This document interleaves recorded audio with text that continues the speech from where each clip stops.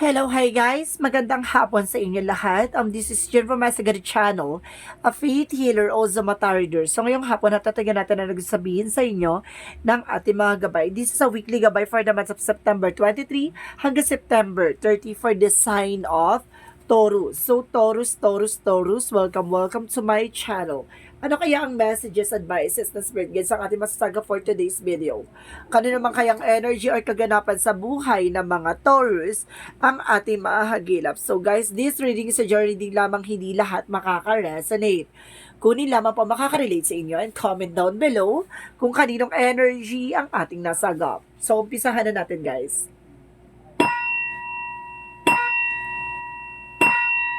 And of course, don't forget to like and subscribe my channel and hit notification bell for more videos updates. Sa mga hindi pa po nakakapag-subscribe sa aking channel, please click nyo na po ang subscribe button dyan sa baba for all bell para updated kayo sa mga videos na i-upload natin every time in every moment. So guys, kumapit-kapit ka dahil ito na mensahe sa'yo ng ating mga gabay. Angel Spirit Messages, ano ang pinaka-mensahe sa'yo ng ating gabay for the sign of Taurus? Okay, there's the moon card. So, ibig sabihin may revelasyon, no? And of course, there's a dreams, no? Baka some of you baka nananaginip or some of you, there's an illusion or dreams coming true, no? And of course, there's a revelation. There's a truth behind. And of course, may katotohanan at lahat ng mga bagay ay mailalahad. At the same time, there is a five of wands. Conflict, no? Kumbaga, yung revelasyon na nagbigay ng competitor or kompetensya or something na struggles or failure or something na nagbigay ng disagreement, no? Kumbaga, meron ditong hindi pagkakaunawaan na sinasabi sa dito may revelasyon na, no? Malalaman mo na ang kumbaga, ang nangyari ditong pagkalaban, no? At the same time, there's a Six of Pentacles, there's kumbaga blessing this guys happen na kumbaga there's bless na ibibigay ni God na magtutuloy-tuloy about sa finances. So let's see what is additional messages. And of course, there's a Chariot card na parating na talaga, no? Taking action. And there's a movement, no? There's a joining two forces na, kumbaga, parating na talaga ang pagbabago. Sumisipa ng kabayo na parating na ang pag-unlad o bigla ang pagbabago na mangyayari sa buhay mo. And of course, there's a Ten of Pentacles, there's a long-term success, long-term investment, no? Magkakaroon ka ng long-term relationship at pangmatagalan talagang finances, resource of income, no? What is additional messages? Let's see what is additional messages. Pero kung sinasabi dito, there's a Three of Pentacles, collaboration, trabaho, negosyo, hanap buhay. Kailangan mong tumutok dyan, no? There's a collaboration. Kailangan mo makipag-usap sa partner mo, kailangan mo makipagtulungan nang sa ganun makamit mo ang inaasama mo. What is the Moon card? What is the Moon card? There's a Star card. Now, there's a wish fulfillment. The Moon and the Star. So, ibig sabihin dito, there's a dreams coming true. The Moon is dreams. And the Star is coming true. No, kumbaga, there's a dream coming true na mangyayari dito by the healing and miracles. Kumbaga, ito ay katuparan sa mga pangarap mo. So, what is the Five of Wands? So, Five of Wands represent the Ace of Cups, no? There's kumbaga, nagkaroon ng problema at hindi pagkakaunawaan pagdating sa love life, no? Kumbaga, nagkaroon ng pag-aaway o hindi pagtanggap, no, sa inyong relasyon. Sinasabi sa dito na magkakaroon ka ng romantic kumbaga, spark or feelings dito na sinasabi na, kumbaga, yung mga bagay na ay may saya-ayos, no? What is the Six of Pentacles? What is the Six of Pentacles? What is the Six of Pentacles, Angel Spirit guys? There is a shadow side. So, alisin mo daw yung bad habit mo. Yung mga egos, yung insecurities mo, no? Kumbaga, magtutuloy nga yung about sa finances. Pero alisin mo tong kumbaga, insecurities mo sa mga bagay-bagay. At the same time, kumbaga, alisin mo yung ego, no? Kailangan mong makipagtulungan, kailangan mong tumutok sa negosyo o hanap buhay. Kasi ito na yung ito na yung movement o pagbabago mangyayari sa buhay mo. What is the Chariot card? There's a King of Pentacles. There's a security, no? Kailangan magkaroon ka ng seguridad pagdating sa finances. Taking action, kailangan mo ng kumilos, gumalaw. So, what is the Ten of Pentacles? Ten of Pentacles represent the Three of Wands. There's a waiting for a result or waiting for a shift. And there's a progress, no? May pagbabagong mangyayari pagdating sa resource of income mo. No, maaaring magkaroon ka ng 8 digit or 6 digit to 7 digits na mangyayari pagdating sa savings mo. And of course, what is the Three of Pentacles? What is the Three of Pentacles? And of course, there's a trouble, guys, ha? May trouble din ako nakasasense dito. What is the Three of Pentacles? There's a karma. Ibig sabihin yung mga taong gumagawa sa iyo ng hindi maganda, kumbaga sinasabi dito na maibabalik sa kanila what they deserve, no? Kumbaga pinapakita dito na iikot lang ang kapalaran o iikot lang ang eksena at babalik sa kanila, no? There's a balance. Maging balanse ka lang, no? Hayaan mong gawan kanila ng hindi maganda. Katulad lang yan ng hayaan mong ibinababa ka, siya tong itataas ka ng ating Panginoon, no? What is the Moon card and the Star card? What is the Moon card and the Star card? What is the Moon card and the Star card? Angel Spirit Guides, give more information to clarify what is the Moon card and the Star card. So, ibig sabihin, there's a Four of Swords. Listen to your intuitions. Listen to your gut feeling. And of course, alisin mo daw yung fear, no? And of course, yung pangamba mo na kaya mong gawin ang mga bagay-bagay, no? At isa sa katuparan mo yan. And of course, there's an healer. What is the Five of Wands? And of course, the Ace of Cups. There's an Ace of Pentacles, no?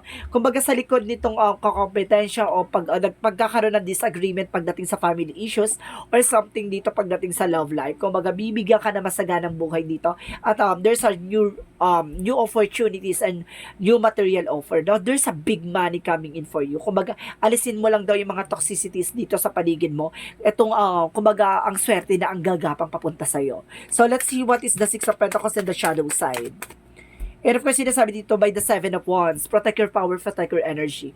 No, kailangan mo proteksyonan yung grounds mo, no? Proteksyonan yung sarili mo, proteksyonan mo yung mga tao sa paligid. So, yung mga tao sa paligid mo. And of course, the shadow side, see? Kumbaga, binibigyan ka nito ng pasakit or binibigyan ka ng kumbaga pagbagal ng pagtakbo about sa finances, no? Kumbaga yung mga tao na to na kailangan mong ialis, no? Kumbaga sinasabi dito, protectionan mo yung sarili mo, yung mga taong nagpo-protekta sa iyo. Kumbaga sinasabi sa dito na kumbaga magtutuloy-tuloy about sa finances.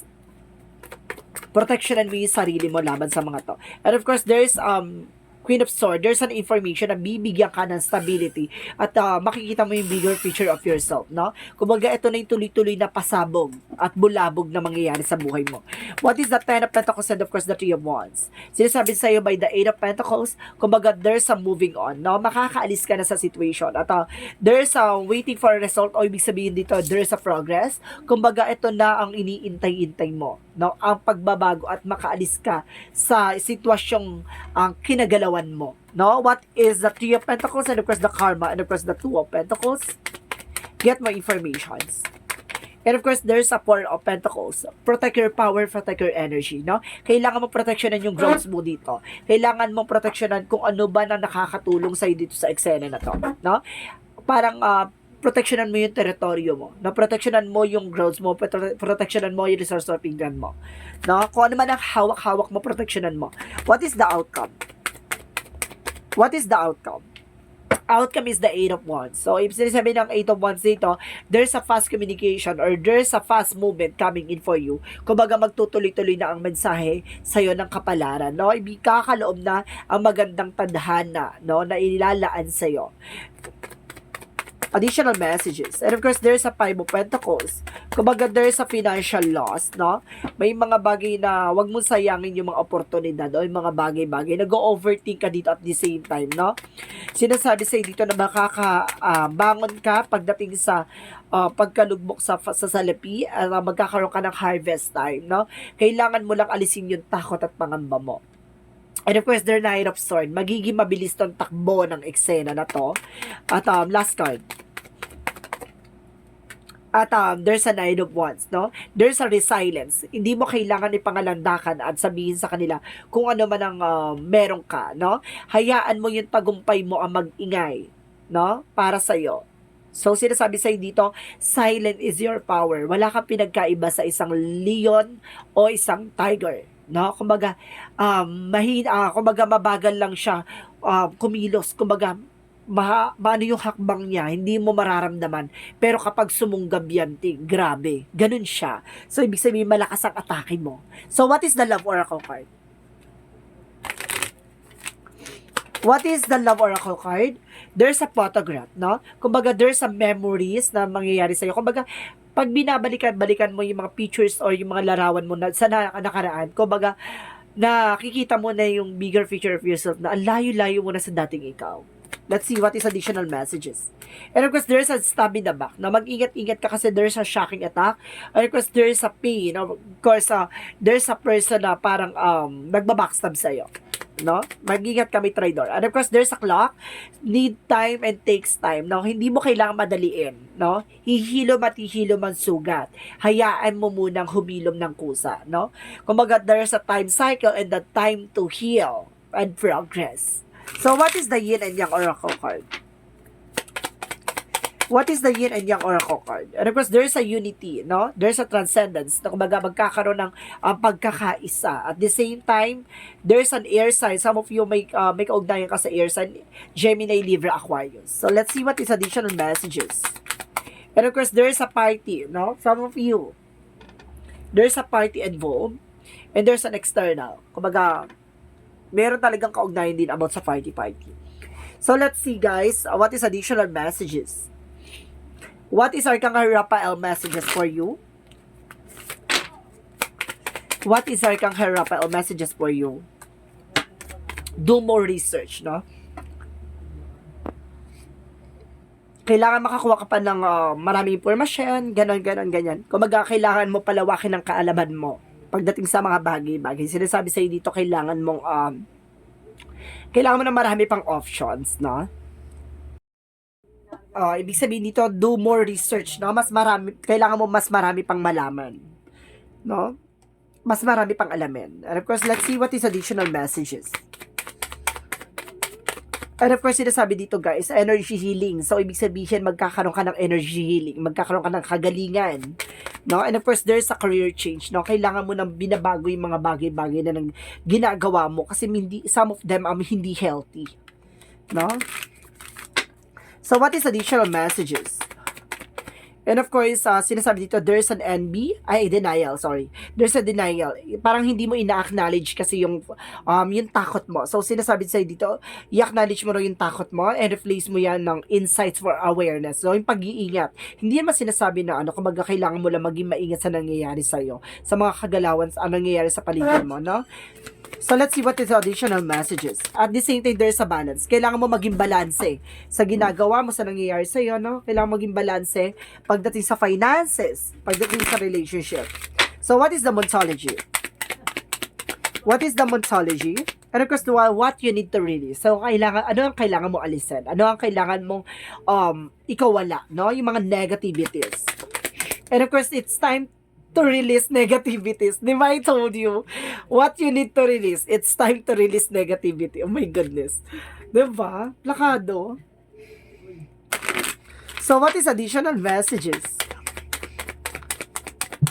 What is additional messages? Guardian. So, ibig sabihin, dito may gumagabay daw sa'yo. And of course, go for it, no? Kailangan mong ilaban ng ilaban, no? At the same time, there's a lesson, no? Marami ka natutunan from the past. Marami ka natutunan sa nangyari sa'yo. No? Pagdating sa history ng buhay mo, yung journey mo, ang dami mong natutunan na, kumbaga, inisip mo yung mga nangyari sa'yo sa nakaraan, na ang layo-layo mo na sa dating ikaw, diba? So, what is the chakra?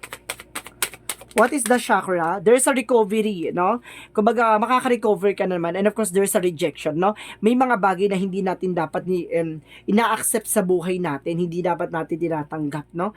May mga bagay na kailangan natin inaalis. At hindi, parang qualified sa buhay natin, lalo-lalo na yung mga tao sa paligid natin. Alam natin na toxic, no? What is the energy? Sa bagay, marunong ka na magbalanse, no? And of course, see? Angel of Balance, no? Kumbaga, marunong ka na maging balanse. Kumbaga, hindi ka na basta-basta na, hindi ka na basta-basta sumusunod sa ganito, ganyan. Kumbaga, may matured ka na, di ba? Matured ka na mag-isip. In fairness. So, balance ka dito. Kaya pala nandito para si Angel of Balance. So, what is the Romance Angels? What is the Romance Angels? What is the Romance Angels messages? What is the Romance Angels messages? there's a trust, no? Magtiwala ka. This situation is calling for you to have faith, no? Magtiwala ka sa iyong partner, magtiwala ka sa pagmamahal. 'Di ba? What is additional messages for Archangel Michael? Guarded and protected, no? Kailangan proteksyonan mo at pangalagaan mo kung ano ang meron ka, no? And of course, believe and trust, maniwala at magtiwala, 'di ba? Ganun naman talaga, 'di ba? Kailangan mo maniwala at magtiwala sa mga bagay-bagay na nangyayari sa iyo. So, what is the Jesus loving quotes? What is the Jesus loving quotes? Be a good comfort, your faith has made me whole. Ibig sabihin dito, dun yan makikita yung pananampalataya at paniniwala mo. Kung paano mo aalagaan yung mga tao sa paligid mo. Kung paano mo mamahal at paano mo poproteksyonan yung mga taong nagbibigay sa iyo ng proteksyon, no? Kumbaga, pakikipagtulungan doon. Doon mo masusukat ang tiwala at pananampalataya mo sa pagmamahal na kaya mong ipagkaloob. Ganon. So, let's see what is additional messages. What is some angel's number? There's a 23. I am adventurous, no? Some of you talaga adventurous talaga. And you have a zest for lights and you are eager to experience anything and everything possible. You love change and excitement and need both to feel truly alive for you. Life is an adventure to live life to the fullest, no? Kumbaga talaga tong mga Taurus talaga masyadong ma-adventure. Kapag napunta sa isang eksena, kala mo nakawala na parang koral, no? Nakawala sa koral na I do my best, I need to do this. Kumbaga ganun siya, eager, napaka ano yung, kumbaga napaka parang ano siya, kumbaga 'di ba pag nakawala sa coral yung ano, kumbaga nagmamadali, gusto, parang hindi mo na maalis doon sa situation. So what is the messages of life? And of course, searching within. What I see outside myself is simply a mirror of my inner self. Today, I empower myself by looking past outer conditions and searching within of the source of difficulty in my life. My inner wisdom will always help me face life challenges. It provides my best answer and my greatest healing. As I study myself, I am transformed. Ito yung pagbabago namang nangyari sa'yo, no? Kumbaga, nalaman mo at natuklasan mo yung mga nangyayari sa paligid mo na it's not a normal, no? Kumbaga, may mga instances or there's a circumstances or there's a sistema or there's a cycle na minsan there's a toxicities, no, na kailangan natin pakawalan, no? May mga bagay na kumbaga nagbibigay ng suffer or nagbibigay ng burden sa atin. Yung pala yung mga bagay na yun ay there's a toxicities, no? Minsan kasi sa buhay kailangan natin tanggapin at mahalin yung sarili natin kung ano man ang meron tayo. Kumbaga tanggapin yung mga bagay na excuse me, na kaya natin, no? At kaya mo at malaman mo ang kasagutan sa lahat ng katanungan mo. So guys, this is weekly gabay for the month of September 23 hanggang September 30 for the sign of Taurus. This reading is a general reading lamang, hindi lahat makaka-resonate. Kunin lamang pa makaka-relate sa inyo and comment down below kung kaninong energy ang ating nasagap. Maraming salamat guys and see you in the next video. Bye-bye and babush!